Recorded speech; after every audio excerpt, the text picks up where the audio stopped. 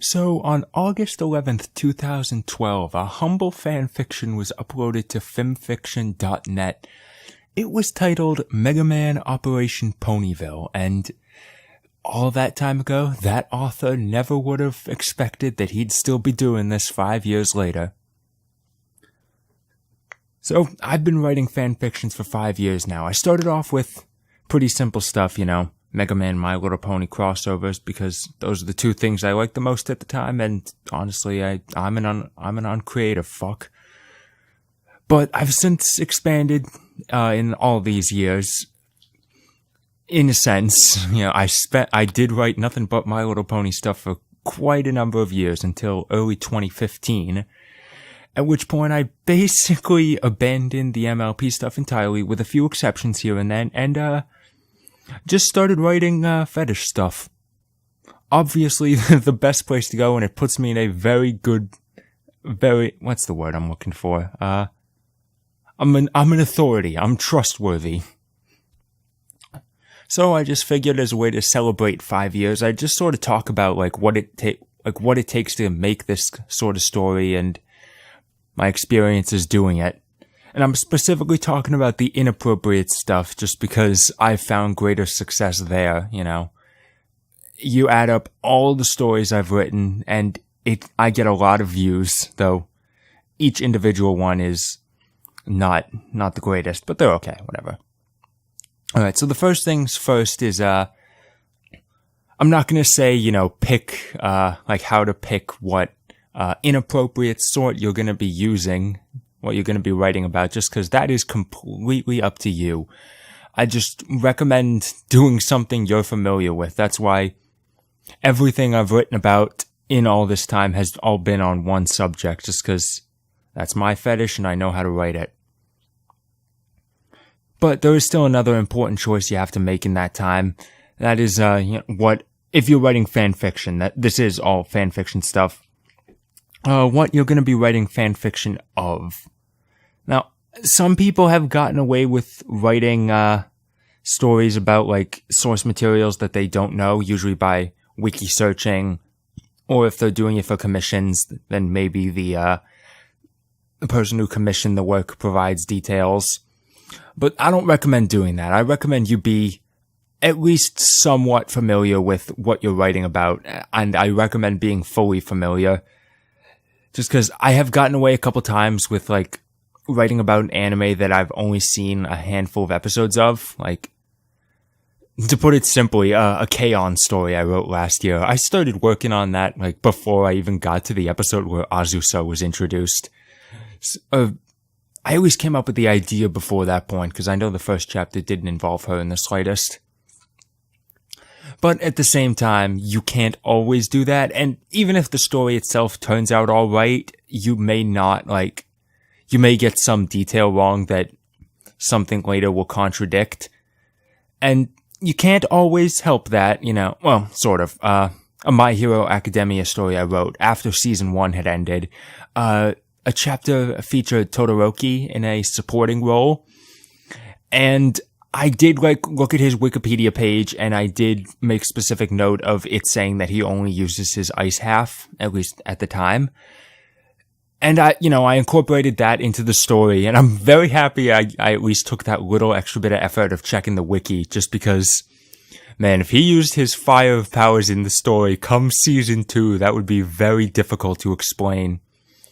Especially considering I did outright say in the story it takes place shortly after the end of season 1.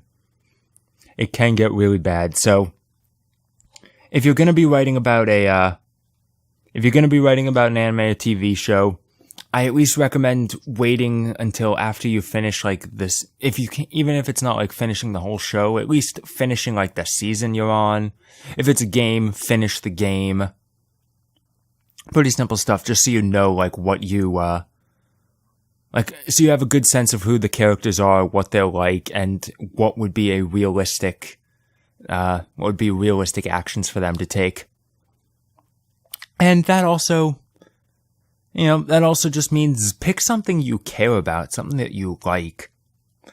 Again, commission artists can get away with writing stories that they don't know anything about, and they have no attachment to, but I don't think that's a good idea. Write about something you care about, if only because that'll make it easier to write. You'll be more invested in writing it if it's something you care about. Even if it is strictly just the drive of, oh, this character doesn't have anything I'm interested in on the internet already. I have to be the one to make it happen. I have been the forebearer for characters many times in the past, or at the very least, forebearers of good things. That's taste, but sometimes the specific stuff can be pretty bad before I get there. Oh, so I'll write about basically anything if I'm playing a game or if I'm watching an anime. Those are basically the two things I've written about. My Little Pony is the only Western, created thing at all. Not even Western games. MLP is the only Western created thing at all I've ever written about. So, I'll usually write it while I'm watching, or at least shortly afterwards before I forget details, and then you have to start looking up wiki pages to try and remember all the details. And again, sometimes you get things wrong and you don't notice until you watch it again, like a Full Metal Alchemist story I wrote. I tend to fit my stories into specific points in the timeline. And then when you get to that point, I looked at wiki pages for the episodes I was writing around, but then when I get back to rewatching that episode, a year later, I'm oh, I messed that up. That is completely wrong, and thankfully no one's ever called me out on that kind of thing before, so that's good. Alright, so you have your... picking a character is basically the same thing. You don't have to write about everything you're interested in, and to be fair, you don't have to like everything you write about. I haven't done it yet, but I am considering writing a Sword Art Online story strictly because Asuna is attractive, and I'm yeah, I think I can work with that, even if I don't really care about the show. How much you like it can vary, though really caring about it can provide some of your best work, I wrote a Gurren Lagann story at one point as a show I hold very dear to my heart, and I think that's a good one. Same time, very shortly afterwards, actually, I wrote a story about Aqua from Kingdom Hearts, and I love her so much, did a whole 25-minute video about that, and in my opinion, that's my best work I've ever written, just because I really wanted to do Aqua justice, if only because it meant that I'd have something to read back on later and look fondly on it. It's good. So, you have a source material, you have a character. Whether or not you put it in a specific point in the timeline is completely up to you. I like to do that just because it gives a greater feeling of authenticity. But it should be believable, which, with crack pairings or slash pairings, that can be difficult just because you are working on basically nothing. You're just pairing them up because, that's, you think it's hot, whatever. I don't really do shipping stuff too often. But honestly, I guess you can sort of bend the rules in that sort of sense, but the way the characters act is important. Even if it is something like, say, Gurren Lagann, which I know incredibly well, I still took the time to read through Yoko and Nia's Wikipedia pages to just absolutely ensure that I knew what I was talking about. No, not what I was talking about, just to be sure, the stuff I did fit the characters. And thankfully for my kind of writing, it is very easy to get the characters into the situations I want, just because it's a pretty simple thing. I don't want to go into detail on it just because I like keeping certain parts of my life separate from business, if that's what you want to call my YouTube channel. I don't make money off of it. But characterization is important. And then you have a situation, you have a character, that's when you start writing the actual story. First and most important thing, if you do not have this down, do not write a story. You need to have proper spelling, grammar, sentence structure. You need to have all of that down, alright? Or no one's gonna want to read your story. A couple mistakes are fine. Reading back on some of my stories every once in a while, I'll notice a punctuation error or not usually a spelling mistake, just because word check just because spell check tends to catch those. But maybe like a wrong form of a word or whatever. It doesn't happen often, but I do catch them every once in a while. Even with an editor, they sometimes slip through. Oh, but at the very least, try. No one's going to want to read your story unless you really go downhill past that point, unless you hit like full life consequences or quarter life, halfway to destruction levels. Then if you don't hit those levels of awful, then try and be good. Obviously, if you're writing something like this, it's not supposed to be a masterpiece, but it has to be readable. That is the absolute minimum. If you can't do that, don't even try, I don't try drawing when I don't know when I don't know how to draw, I don't try and draw. Learn. If you really want to, go ahead and learn, but do not do it unless you have some sort of an idea. Your early stuff, maybe, you may look back on your earlier stuff and find it bad, but at the time you write it, you should be satisfied with it. And then the actual writing process is, really, there's not really too much to say.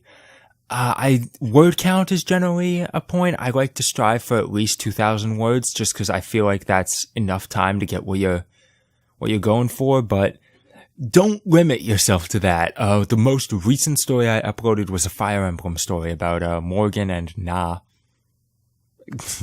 I can't imagine there's too much stuff with them. Not pairing them, just, the two of them being sisters. But that story ended up going on for like 5,000 words. And that is on the larger side for me, but that was just because I didn't finish the story up until that point. So keep going until the story is finished. I don't like to split things up into like multiple chapters unless each chapter can stand on its own. A build-up chapter is kind of weak. Just Five Nights at Freddy's story did real great with that. I had 2 build-up chapters, but then, to my credit, 3 chapters of payoff. Yeah. The word count can really be anything, but as your teachers have said when you're writing an essay, there is sort of like a minimum word count for you to effectively get your point across, I understand that has been, if you're anything like me, that has been a big issue when you're writing essays. It's like, yeah, it has to be at least this certain amount of pages. And I'm like, well, what if I get my point across in less than that? Because I don't want to write a 10-page paper, even if you're letting me double space it. That is a lot. But they do have a point. There is a certain amount until you, like, in this sort of sense, if your story is less than 2,000 words, then I don't think you've gotten enough detail in there. Now, what kind of detail you're going for obviously depends on what you're writing, but detail is sort of necessary. If you're writing something inappropriate, like it or not, it is going to be looked upon in a certain sense, not a critical sense, but it does have to be at least engaging in that way. And if you're not descriptive enough, then you're basically just blueballing your audience, and no one wants that. So the detail is important. I do sort of worry about that, whether I am doing too much build-up, though I am lucky in the sense that my fetish is one where build-up is just as good, depending on how you view it. But at the very least, be descriptive, use good words, keep a thesaurus open. I open thesaurus.com a lot when I'm writing.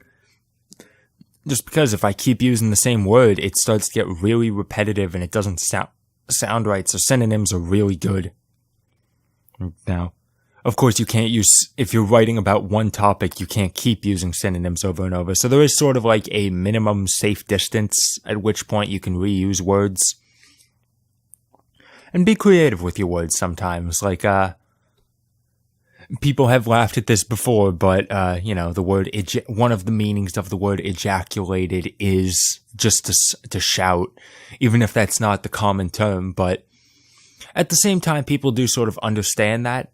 So work that into your story in a good way. Work that sort of thing into a story in a good way. Like I used the word ejaculated once to specifically describe the kind of shouting you do when someone knocks on the door while you're masturbating. I feel like that's a very good compromise, and I was just actually very proud of that one. And other gimmicks are nice. Obviously, whether you like certain gimmicks is up to you. I'm actually a big fan of alliteration. So how long you can keep an alliterative chain going is I at least see it as like a clever or cute way of writing, just because it at least implies semi-mastery over words, and that increases your credibility. And if you want to throw something extra in there, like really get some extra work in, then feel free and do that. A Zorstriker Gunvolt story I wrote once. It ends with Jewel singing a lullaby to Gunvolt. And there are plenty of stories that could have just gotten away with saying at the end she sang him a lullaby and just letting the reader decide that. There are other writers that would like include a hyperlink there and link to a YouTube upload of the song, or just write in the lyrics so that people have an idea. What I ended up doing, I still do think this is actually a very cool thing, clever, was the lullaby she sings him is Promised Next New World, the credits theme to Mega Man 04, which Gunvolt is a spiritual successor to Zero, so it isn't just me pulling a Mega Man reference out because I like Mega Man. And which, if you're playing the Japanese version or Zero Collection, does have lyrics. So that's, it's kind of a cool idea, like, that she's singing a song that's semi-relevant to the franchise. But if you're familiar with the song, the lyrics are in Japanese. So did I just say like, oh, did I just put in like Japanese lyrics? No, I actually translated them. Well, translated is sort of a loose thing. I have no idea what the lyrics say in Japanese. But I looked up the romanji of the lyrics. I counted the syllables out and I wrote new lyrics to accompany them. And, they weren't just lyrics pulled out of my ass. They are somewhat relevant to Zero, and they're relevant to Gunvolt as well. They're vague enough to be that. So I ended the story with a link to say like, this is the song, but I included lyrics that you can that you put in the place of the lyrics that are there, which, thankfully the song only has one verse of lyrics. It's 4 lines. So it didn't take me much work, but it did take a lot of time because I had to worry about, meter. I had to worry about rhyming. And to this point, I still think that was actually probably one of the more clever, implementations. And I'm sorry to say, I'm not exactly a writing guide. I can't tell you how to actually write the story. That really is, writing is such a broad subject. That really is more up to you, how you do it. But at some point, your story is going to be finished. Read it again if you want to. Take a second look through. You might catch some things you missed the first time, some errors, or maybe you want to include a line. Maybe if you're like me, it took you so long to write it, you put in a hint to a subplot early on in the story, and by the time you reach the end, you completely forgot about it, and now you don't have a place to put it. Looking at that Fire Emblem story again. Oops. That can happen. Read the story again if you're worried about it. Honestly, I don't. I usually don't, just because by the time, like I said, it takes a while to write it. By the time I'm done with it, I just want to be done with it. Okay, I'm done. I uploaded it. There we go. I don't get so much of that immediate satisfaction anymore now that I do have an editor. So I do sort of release it as soon as I'm done, but I do have to say, I do have to send it off to one person to look at and be like, give me any suggestions on this you can, and then I have to wait for them to finish. So I don't get that instant gratification of feedback, but it's something. And if you have an editor, then great. Having an extra pair of eyes to look on something is very important.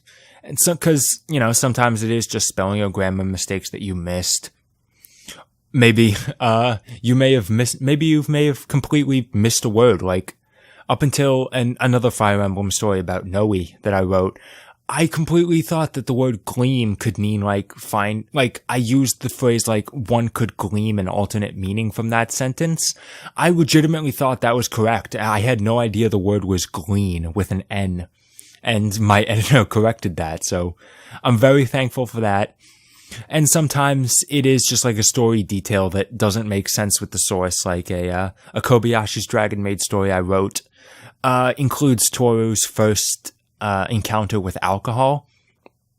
And I had originally written it like this is Toru's first time, like, seeing it at all. And the editor pointed out, like, she's been friends with Quetzalcoatl for a while now. Shouldn't she have an idea what alcohol is by this point? And I was like, yeah, you know, actually that does make sense. So I had to fix the line to specifically mention Lucua. But if you don't have an editor, then don't go, like, around asking some random person, even if they're like a better writer on the site you're on, if they're like similar. I wouldn't recommend just going to ask them, like, right off the bat, just because maybe that's just me, but I don't like that. I don't want to sound egotistical, but I don't like some nobody just coming up and saying, like, hey, work with me. I'm like, no, I don't want to do that. With the editor I have now, you know, he'd read some of my story. He'd been reading my stories. He'd posted a couple of his own that I had looked at and commented on. We had sort of briefly mentioned in, like, a request thread for stories. Same point. And then he just came to me and he was like, hey, I wrote this Ace Attorney story you mentioned in a request thread of me asking for a different Ace Attorney idea, that you're interested in this. You like Ace Attorney, so can you look at this Ace Attorney story that I wrote? And I'm like, yeah, sure. I had to be a little wary because it was about Spirit of Justice, and even to this point, I still have not played past Investigations 2. I still need to play Dual Destinies, let alone Spirit of Justice. But I looked at it and I gave my thoughts. I did that, and at this point, we have a symbiotic relationship where we edit each other's stories most of the time. Just because a familiarity with source material is important, for at least to get, like, the full extent of editing done. I usually don't send stories over that he doesn't know. Like, I did that the first story I sent for him to edit it was the Gurren Lagann story, and I'm like, yeah, do you even know, like, you know anything about Gurren Lagann? Can you look at this? And he's like, no, actually I don't. He looked at it, he gave me some pointers, but it wasn't too much. So at this point, I didn't send that over. He doesn't send over his Fire Emblem stories because I've only played Awakening. But either way, it's still good to have that. And, you know, speaking of familiarity with source material, you do have to understand that is mostly going to be your audience. Not entirely. I do get, like, this one person who always comments on every one of they comment on every single story, like, uploaded. So honestly, I'm not really a fan of the basic empty praise that they're handing out to everyone, just saying, like, this is good. But, you know, I somehow highly doubt that they are familiar with every subject matter I've written about. So not everyone's going to be familiar with your source. So basic introductions are necessary, like, trying to think of a good example. Like, I'll just say, like, the Kingdom Hearts story I wrote about Aqua. I do describe Aqua's appearance. I do mention, like, recently appointed Keyblade Master, on the hunt for Ven, Terra. She's looking for Terra because, she's worried about losing him to the darkness. You know, I do mention brief points, and some of that description is just to, like, set the point, just so the readers know, like, this is the point in the story it takes place in. But sometimes it is just good to have that reminder of the characters and their situations. But you are going to be writing for fans of that franchise, so you don't have to go overboard with the details. You can sort of assume that they know what you're talking about. And that also does mean you have to expect the views are going to correlate with the popularity of a series. Most of the time. Sometimes you get weird exceptions, like Ore Emo story I wrote. That one did amazing. I have no idea why. Like, most of my stories, within, like, a few months of their release, rarely break, like, within a few months of their release, they'll usually break 1,000 views. They can get more than that either over a long period of time, or if I'm continuously updating it with new chapters. But This Ode Emo story was just one chapter, and it somehow managed to get over 3,000 views. And it's my most, it's the story I've gotten with the most upvotes, too. Like, a couple days ago, it finally got its 10th upvote, which, compared to some other posts on the site that I post them on, that is not the greatest, but for fanfiction, that is actually a very good number. Once you hit 7, you get a nice little heart on the post. So that's good.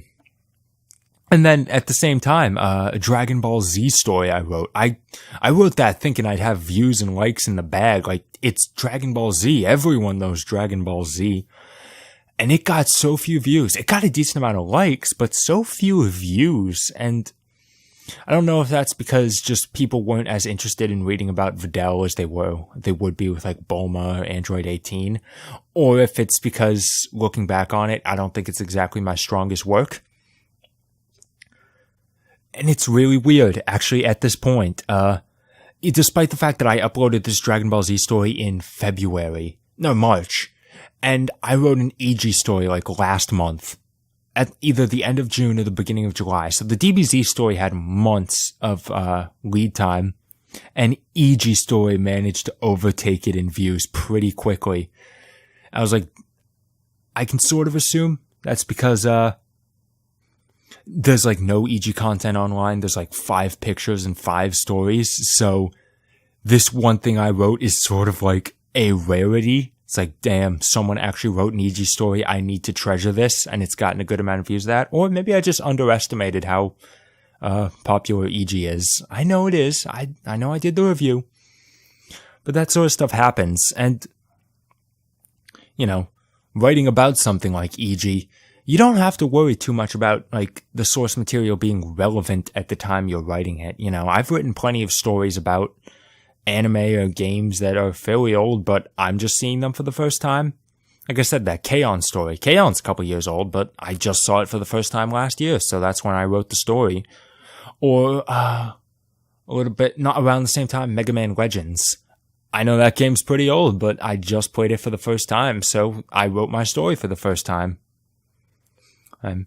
And depending on the popularity, it may still get good views, or maybe it won't. At this point, even taking into account that it's somewhat recent, my story that has gotten like no views whatsoever is about Ghost Trick. And I understand that is because so few people have played Ghost Trick, despite the fact that everyone should play it because it is an amazing game. And please, please play Ghost Trick. That is unrelated to anything else I'm saying in this video. Just please play Ghost Trick. But, you know, you do sort of have to deal with the fact that you're going to get less views. Sometimes it is surprising. I am actually sort of surprised that my Azure Striker Gunvolt story is doing okay, even if it is February of last year is when I released it. But it did okay, despite the fact that I am probably the only person that ever asked for an Azure Striker Gunvolt story of this type. But at the same time, it pays to be punctual with new things. Like, I keep a good eye on, like, anime. And I usually watch the popular shows while they're airing. Like, a couple weeks in, I'll hear, like, oh, this is the big show, so I'll start watching it. And I'd like to stay relevant to that. Like, last year when Konosuba was the big thing, I started writing a Konosuba story, like, immediately after it ended. And I also I was writing a very popular show. I was writing it while it was fresh in everyone's minds, and I did 3 chapters to highlight Aqua, Darkness, and Megumin. So I basically had the trifecta of things people want going on there, and that's why it's actually that's my second most viewed story right now, just behind the Five Nights at Freddy's story, because at the same time, hey, punctuality is important. I did really good on that one. I was writing it like shortly between the second and third games when the series was at the height of its popularity. And then come back sometimes too, like the Konosuba story. I wrote a fourth chapter after season 2 had ended because I was like, yeah, I can work with Union. So punctuality is important, but if you don't want to do it, then don't. You may get less views, but that's not the biggest deal. You want quality content out there and you want people to like it. It may be a smaller audience if you're writing about old stuff, but sometimes it works. Just because, especially if you write about like an old classic that people still fondly remember. And especially if you're paying attention to the stuff people like. And sometimes you're somewhat surprised by it. Like, I wrote a series of Full Metal Alchemist stories, and I wrote about each of the main girls, and I was just sort of figuring that Winry would turn out to be the most popular one. But no, Hawkeye, I think at this point Hawkeye still has the most views. Actually, no, I think the Winry one might, but that's also just because it got a bump a couple months later, and it was the first one I wrote. But the Hawkeye story's been doing pretty damn well, and I'm happy about that. Hawkeye is best. And, at the same time, there's something to be said about writing about things that no one's ever written about. Like I said, a lot of the things I write about, no one has written yet. A lot of people haven't drawn them either, so that's especially good because it means that by default, you'll be the head of the Google results. Like, someone searches for ghost trick story of my fetish. You bet your ass I'm the only guy coming up. I'm the only one who has done anything. That's always nice. And it's especially great when you can muscle your way into popular things. Like, search My Little Pony, you are going to get a bunch of results. My Little Pony, this specific fetish, but you search that, you are going to get a bunch of results because there is a bunch of stuff. I still managed to hit the top rank. And I'm really proud of that just because, admittedly, that was one of my earlier stories, so I'm not amazingly proud of some of its early stuff. I'm sorry, Fluttershy, I betrayed you by not giving you the quality you deserve, but people like it, so that's really the only thing that in the end, that is really the only thing that matters. You don't have to be amazingly proud of your stuff, but if other people like it, then that's basically the thing, because they're the ones that are going to keep viewing your stories. They might follow you because you put out consistently good stuff. Or maybe they'll just see this one thing and they'll like it and then they'll leave. But either way, you're getting something out of it. And, I say this more about YouTube videos than I do writing. Maybe that's just because I feel like it takes more effort to make a YouTube video, or if it's just because I'm newer at it, but always strive for your current project for you to be able to look at it and say like, yes, this is my best work yet. Writing, I can't always say that.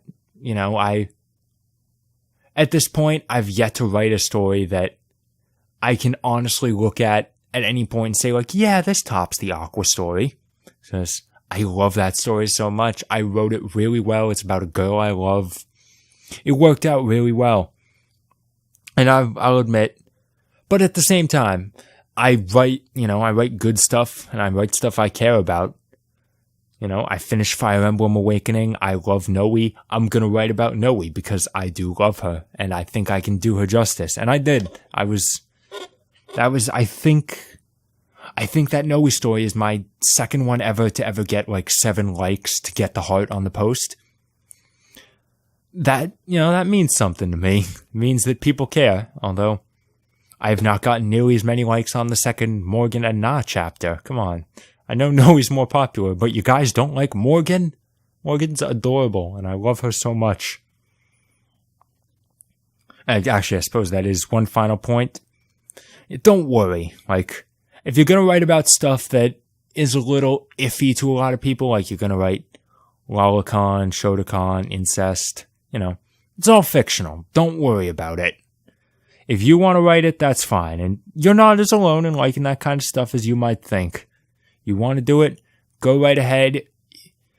I just said how you feel about it isn't as important, but it is still important. You will get people that'll look at it, and especially if you're posting on a popular place like Fanfiction, which is, broad subjects. You post something that people don't like, they will make it known, but, then they leave, and then the people who like it stay, and then your reception gradually gets more positive, and that feels good. Have I converted any of you yet to writing? If I haven't, whatever. That's completely up to you, as I said, but, I've been doing it for 5 years. I really enjoy it, and it really is something to say. Like, I've been doing this for 5 years and I haven't really gotten anything out of it, you know? I haven't made any sort of money off of it. I don't plan to. I'm not doing this as like planning to become like an actual published writer. I'm just doing it because I enjoy it. And I feel like that's, you know, that has grown, that is, what's the word? That has borne some fruit. And that I write good stuff. It's not like high quality art, but for what I'm writing, it's good. And for beggars who just want something, that can be the best thing that they want. That can be the best thing.